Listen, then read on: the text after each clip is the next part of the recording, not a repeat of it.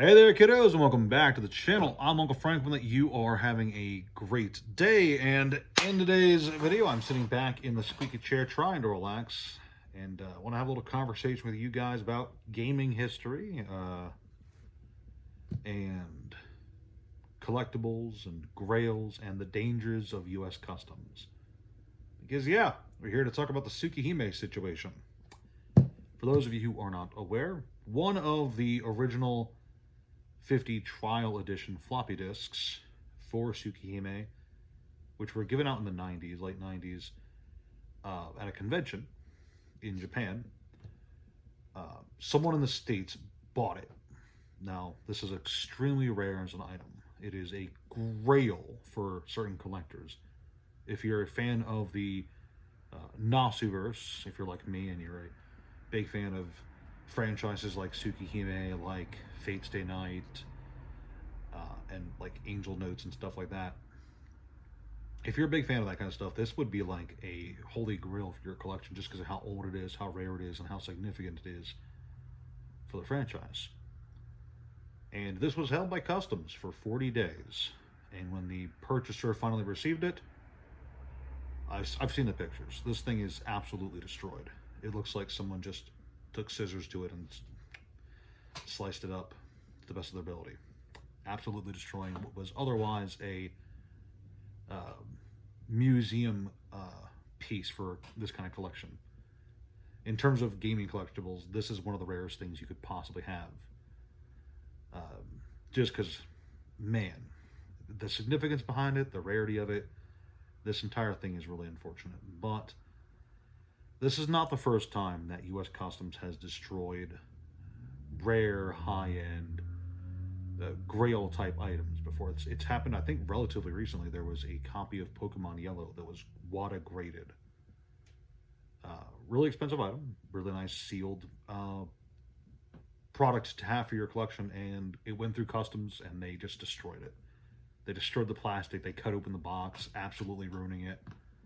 And when this happens, there's not a lot of recourse you can do. You can't really file a claim against them because they'll use whatever excuse they want to use to just say, oh yeah, destroying your thing was justified. There's a lot of people talking about it online, asking, is it a lawsuit, is it a claim, can you do anything about it? And in my, from what I understand, no, there's not a lot that the guy who purchased this can do.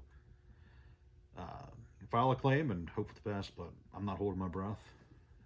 This just goes to show that a lot more care has to be applied, a lot more care and concern has to be applied for this kind of item, because look, this is going to continue happening as long as the opportunity for it to keep happening occurs. When it comes to, the rarest and the most desirable collectibles for certain people, if you're willing to spend thousands of dollars for one of only 50 copies of the original Sukiime Trial Edition, if you're willing to spend that $1,000, or I actually have no idea how much money this was. This could have been like $1 million or whatever, 100,000, 50, 500,000. I actually don't know the price. Maybe it was $20. I don't know.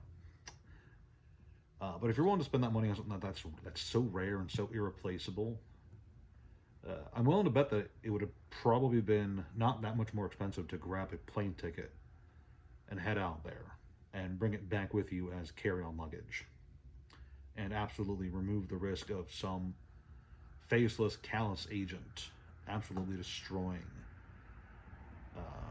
what was otherwise a museum piece, holy grail of a collection.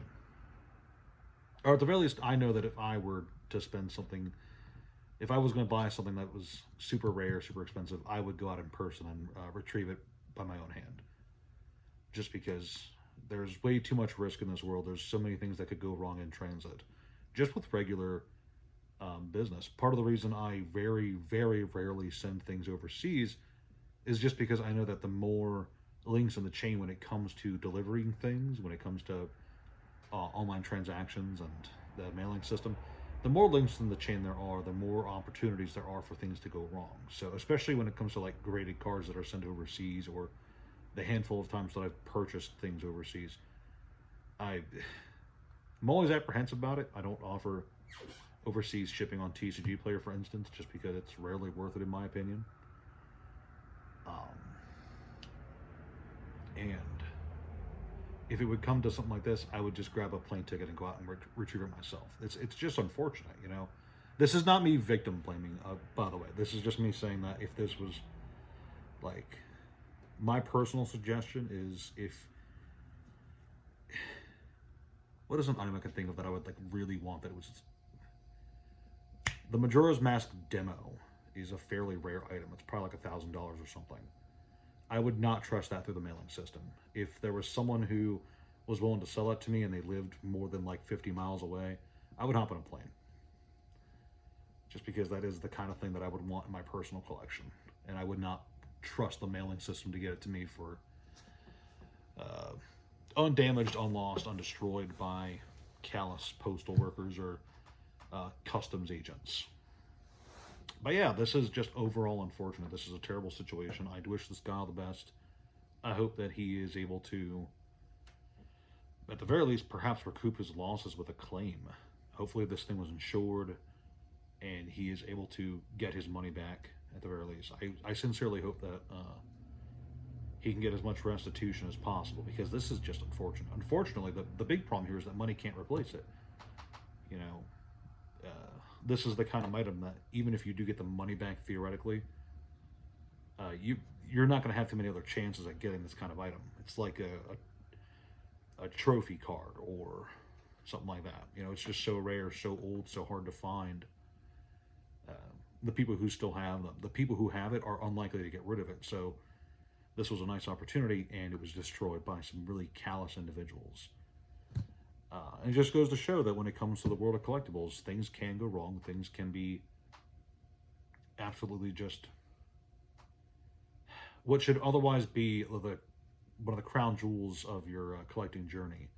One of the highlights of your entire collection journey can be just destroyed just like that. And that's just so unfortunate. So it's just a sad day for Type Moon fans, I think, because that's just awful. But I suppose I don't want to keep repeating myself. This was a shorter video. Just wanted to share the news and say that kind of sucked ass. And just send out a warning to anyone else who's considering buying high-end collectibles or super rare items online, whatever. You know, don't let it go through customs. Just go out and grab it yourself. I know that some people don't want to do the travel thing, and like I'm even apprehensive.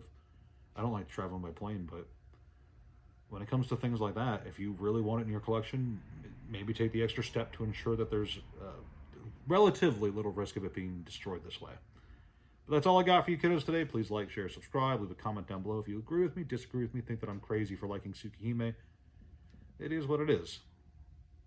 Check out the Discord, check out the Patreon, and thank you guys for watching. Ciao.